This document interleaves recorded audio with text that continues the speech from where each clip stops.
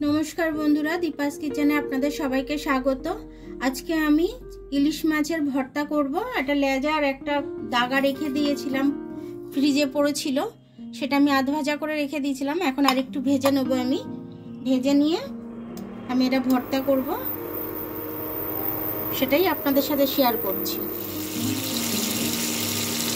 माछटा आरेकटु आमी भालो करे भेजे निচ্ছি, एकटु कड़ा करे, তাহলে মাছটা খেতে ভালো হবে, ভালো লাগবে ইলিশ মাছটা।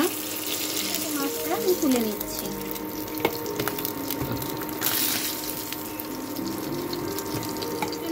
তিনটে শুকনো লঙ্কা দিলাম। খুব একটা বেশি ঝাল খাই না তো, আপনারা যেরকম ঝাল খাবেন সেরকম ঝালটা আপনারা দিয়ে নেবেন।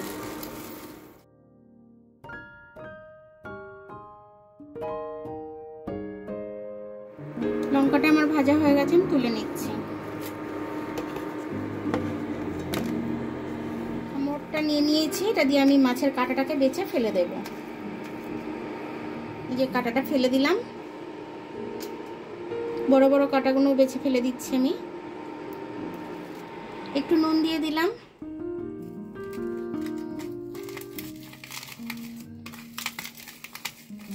লঙ্কার সাথে আমি পেঁয়াজটা দিয়ে দিচ্ছি।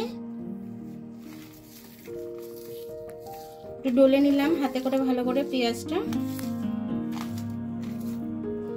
এই ধনে পাতাটাও আমি রেখেছিলাম দেওয়ার জন্য, দিয়ে দিলাম।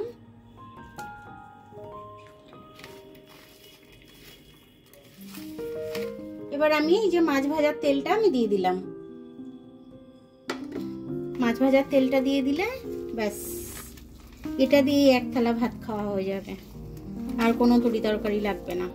হয়ে গেছে খুব সুন্দর করে। ওর মধ্যে একটু মাছেরই তেল দিয়ে দিলাম। তো এটা দিয়ে এক থালা ভাত খাওয়া হয়ে যাবে। তো আমার থালাটা অনেক বড় হয়ে গেছে, তো এটা কিছু মনে করবেন না। আমার ভিডিওটা দেখার জন্য অনেক অনেক ধন্যবাদ। আমার ভিডিওটা যদি আপনাদের পছন্দ হয় লাইক, সাবস্ক্রাইব, বেল আইকনটা একটু টিপে দেবেন। আর যদি ফেসবুক থেকে দেখেন লাইক আর ফলোটা একটু করে দেবেন। আবার কালদা রেসিপির সাথে, ততক্ষণ আপনারা ভালো থাকবেন, আমি আসছি।